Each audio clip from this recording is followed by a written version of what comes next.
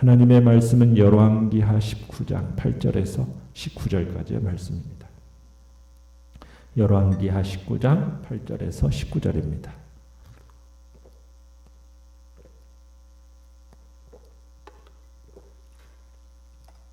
우리 한 목소리로 열왕기하 19장 8절에서 19절 한 목소리 읽겠습니다. 시작. 랍사게가 돌아가다가 아수르 왕이 이미 라기스에서 떠났다 함을 듣고 림나로 가서 아수르 왕을 만났으니 왕이 거기서 림나와 싸우는 중이더라. 아수르 왕은 구스 왕 디르하가가 당신과 싸우고자 나왔다 함을 듣고 다시 히스기야에게 사자를 보내며 이르되 너희는 유다의 왕 히스기야에게 이같이 말하여 이르기를 내가 믿는 내 하나님이 예루살렘을 아수르 왕의 손에 넘기지 아니하겠다 하는 말에 속지 말라. 아수르의 여러 왕이 여러 나라에 행한 바 진멸한 일을 내가 들었나니 내가 어찌 구원을 얻겠느냐. 내 조상들이 멸하신 여러 민족 곧 고산과 하란과 레셉과 들라살에 있는 에덴 족속을 그 나라들의 신들이 건졌느냐.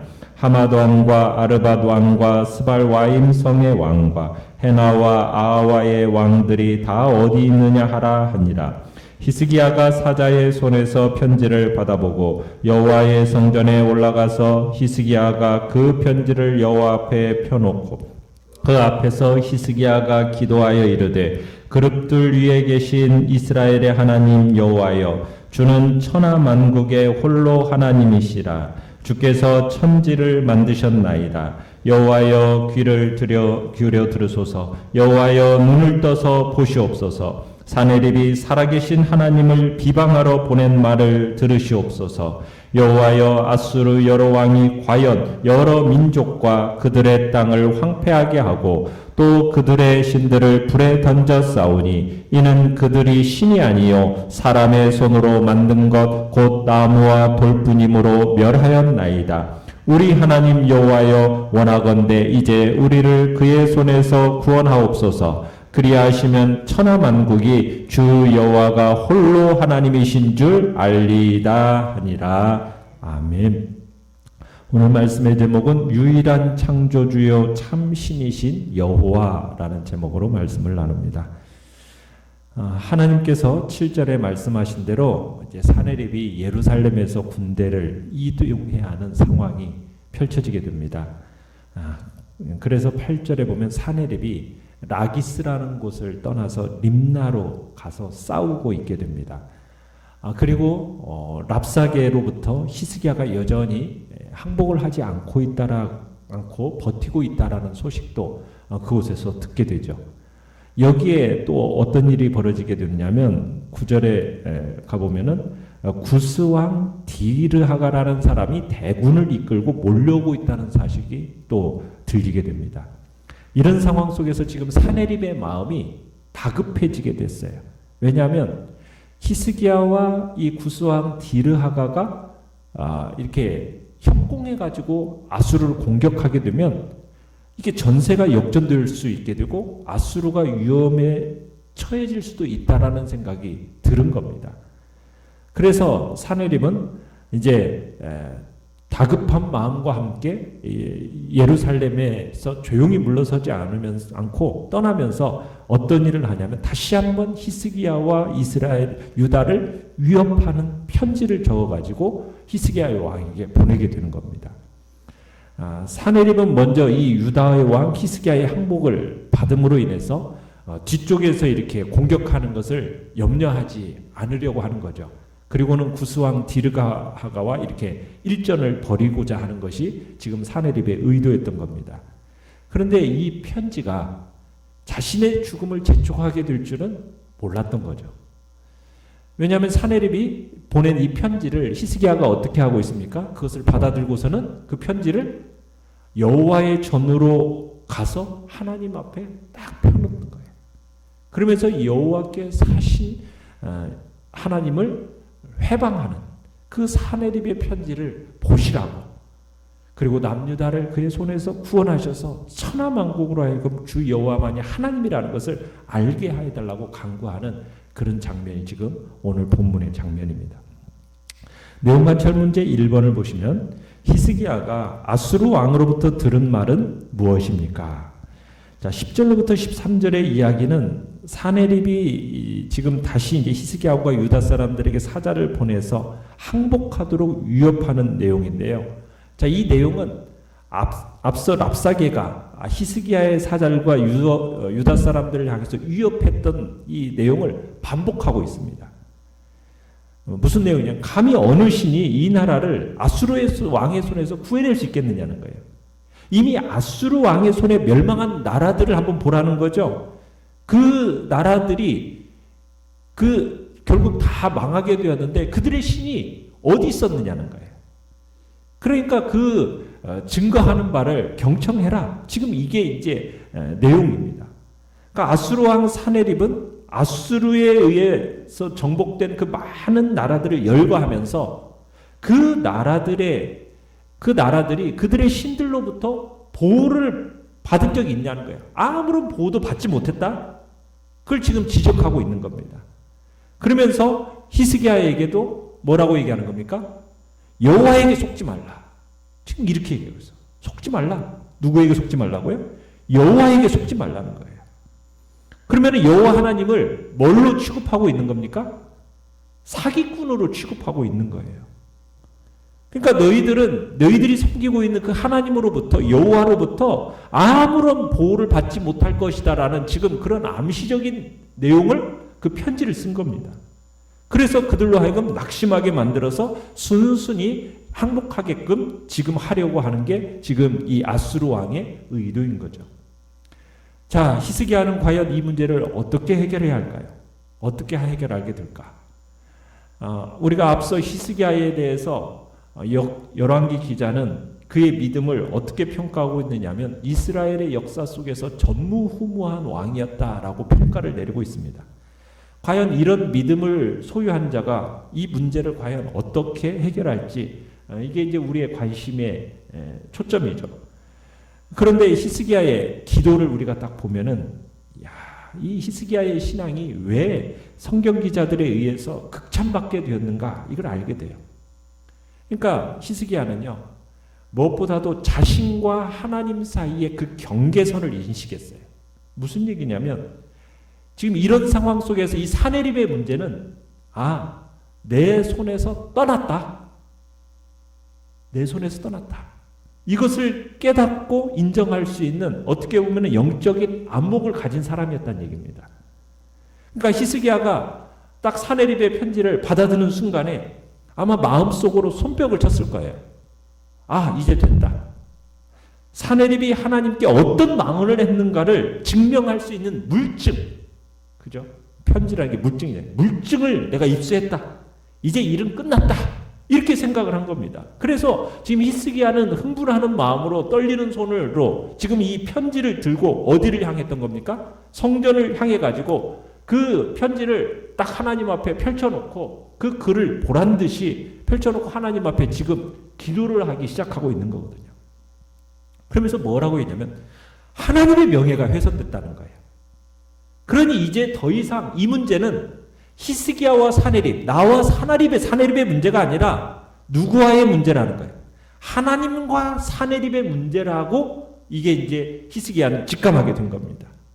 그러니까 지금 성경 기자들은 이것을 높게 평가하고 있는 거예요. 히스기야의 믿음의 본질이 참으로 놀랍다라는 것을 이것을 높게 평가하고 있는 겁니다.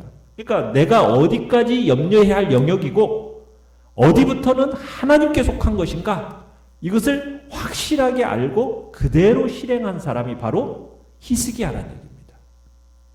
그러니까 내 한계와 내 능력은 여기까지다라는 걸 딱 인식하고 나서 그 다음에 이 영역 넘어서는 누구 거다? 하나님의 영역이고 하나님이 하실 일이니 그 하나님께서 처리해달라고 하나님을 신뢰하는 것. 이게 바로 진정한 믿음이라는 거죠. 이걸 하나님께서 귀하게 여기신 겁니다. 자, 내용관찰 문제 2번을 보시면 자, 히스기야가 고백한 하나님은 어떤 하나님입니까? 자, 15절을 보시면 히스기야가 자신의 기도의 대상인 하나님의 어떠한 분인지를 세 가지 측면에서 이해를 했어요. 첫째는 뭐냐면 하나님은 이스라엘의 하나님이십니다. 이렇게 고백을 하고 있어요. 그리고 두 번째, 하나님은 천하만국의 홀로 유일하신 하나님이십니다. 세 번째, 하나님은 천지를 만드신 창조주이십니다. 이렇게 고백하고 있습니다. 그러면서 19절에 가보시면은 천하만국이 주 여호와가 홀로 하나님이신 줄 알게 하옵소서. 그러니까 이 세상 그 누구도 여호와 같은 분이 없고 그분만이 세상을 창조하시고 통치하시기에 합당한 분이라는 것, 이런 분이라는 것을 지금 찬양하고 있는 겁니다. 그러니까 히스기야가 하나님의 어떠하심을 고백하는 것은 지금 하나님께서 현재 유다가 당면하고 있는 문제를 해결할 수 있는 충분한 능력을 가지고 있는 분임을 지금 나타내기 위해서 지금 이런 하나님임을 고백하고 있는 겁니다. 그러니까 이런 하나님이라는 것을 분명한 그 마음 속에 이 신앙의 고백을 가지고 있는 이 히스기야가 사네립의 그 집요한 위협 앞에서도 흔들리지 않을 수 있었던 거예요. 이유가 바로 여기 있어요. 이런 하나님이다라는 믿음이 있었기 때문입니다. 그러면서 하나님에 대한 그 진리를 딱 확인한 다음에 이러한 사실을 위협하는 일이 생겼다. 지금 이걸 탄원을 하는 겁니다. 그러면서 16절에 그 망언, 그러니까 하나님을 비방하러 보낸 말, 이것을 들으시라고. 그러면서 17절에서는 아수르 왕이 이렇게 말할 만한 동기를 가지고 있었다라는 것을 상기시키면서 어떻게 보면 하나님의 자존심을 살짝 자극을 하고 있어요. 아수르 왕이 여러 민족들을 어떻게 했다는 거예요? 망하게 만들고 황폐하게 만들고 했는데도 불구하고 그들의 신들이 지켜주지 못했다고 하면서 지금 그렇다고 이렇게 얘기하면서 하나님의 자존심을 살짝 자극하고 있는 겁니다. 자, 연구와 묵상 문제 3번을 보시면 히스기야가 여호와는 다른 신들과 달라서 유다 민족을 구원해 주실 수 있는 분이라고 믿었던 것은 무엇에 근거합니까? 18절에 가보시면 열방의 신들이라는 것은 신이 아니라고 믿었기 때문이에요. 사람들이 그것들을 신으로 믿고 숭배했는데 사실은 그게 신이에요, 아니에요? 신이 아니었기 때문이라는 거예요. 아수르의 왕이 지금 열방의 신들을 불에 던져 살을 수 있었다는 거예요. 고작해야 그것들은 뭐라는 겁니까? 사람이 손으로 만들어낸 나무와 돌들 뿐이었다.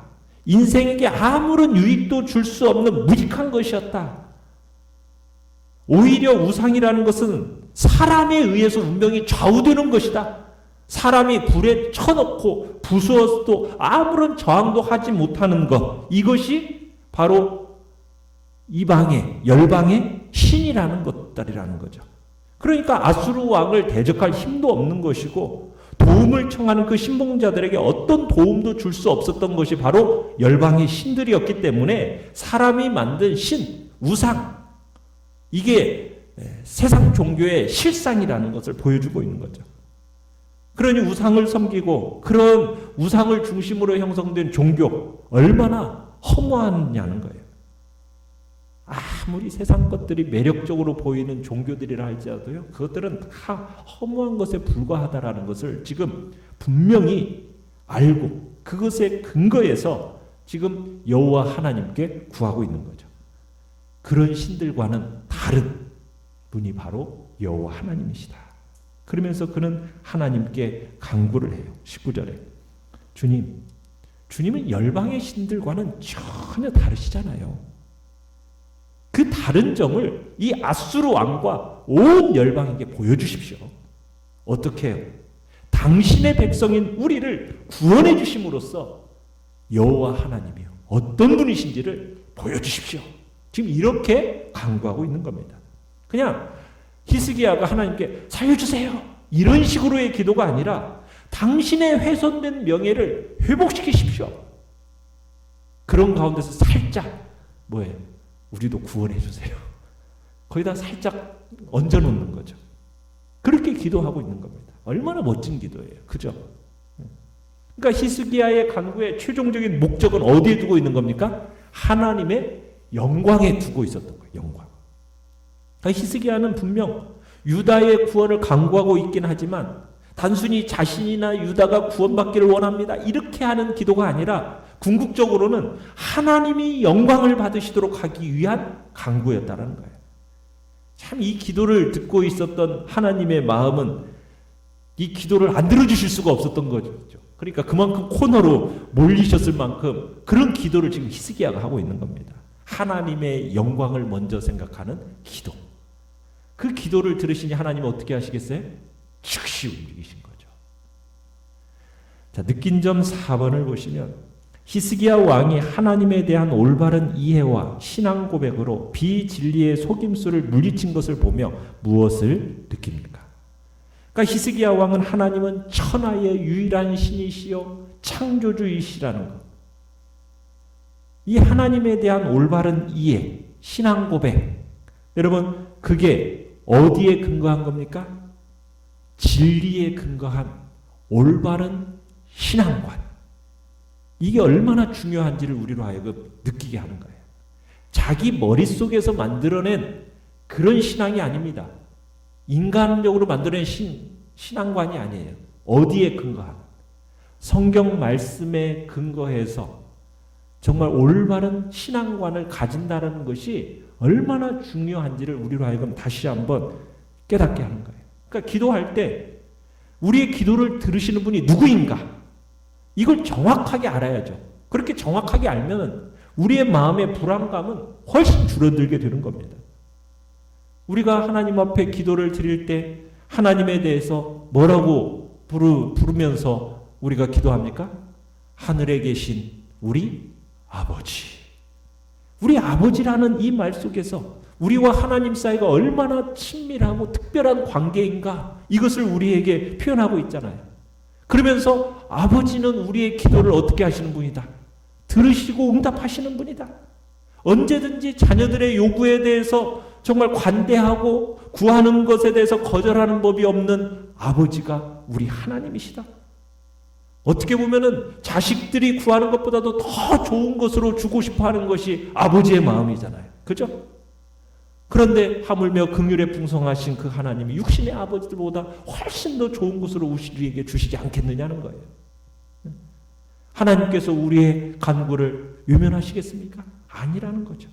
무엇이든지 원하는 대로 다 주고 싶고 더 주고 싶은 것.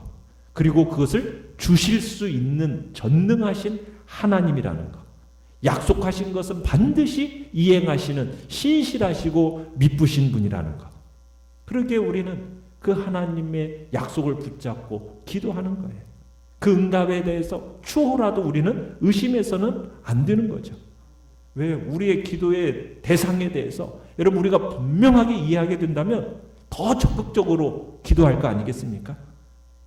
그로 인해서 하나님이 우리를 위하여 행하실 그 놀라운 일들을 우리는 아마 끊임없이 목도하게 될 거예요. 그래서 우리에게 있어서 중요한 게 무엇입니까? 진리에 근거한 올바른 신앙관. 하나님이 어떤 분이신지 그 분명한 말씀에 근거한 하나님을 알아감이 정말 우리에게 있어서 중요한 거고, 우리의 신앙 고백이 그 말씀에 근거해서 나오는 신앙 고백이어야 된다라는 것을 다시 한번 확인케 하는 내용이라는 겁니다.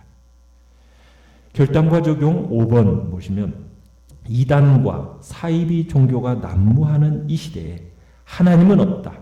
내가 믿는 신은 죽었다라고 비아냥거리는 세상 속에서도 진리이신 주님에 대한 내 믿음은 흔들리지 않습니까? 내가 기도하는 이유는 개인적인 목적 달성을 위함입니까? 하나님이 살아계심을 세상에 드러내기 위함입니까? 우리가 이 시간 주님 앞에서 정말 진리에 근거한 분명한 하나님에 대한 올바른 신앙관으로 정말 신앙 고백을 하는 이 복된 시간이 되고 오직 하나님의 영광을 위하여 주님 앞에 올려드리는 기도가 되겠다라고 이 시간 다시 한번 결단하시고 적용하시길 바랍니다. 자, 오늘의 기도 같이 읽겠습니다. 시작. 저희 가족을 수렁에서 건지사 주 여호와가 홀로 하나님이신 줄 알게 하소서. 아멘. 말씀을 생각하면서 기도하시고요. 연약한 우리의 지체들을 위해서 기도해 주시며 또 코로나19 바이러스가 속히 잠잠해져서 또 주님 앞에 대면해서 함께 예배드릴 수 있는 날이 속히 오도록 또 일상의 회복을 놓고 주님 앞에 주여 우리 세 번 부르짖으면서 합심해서 같이 기도합니다. 주여 주여 주여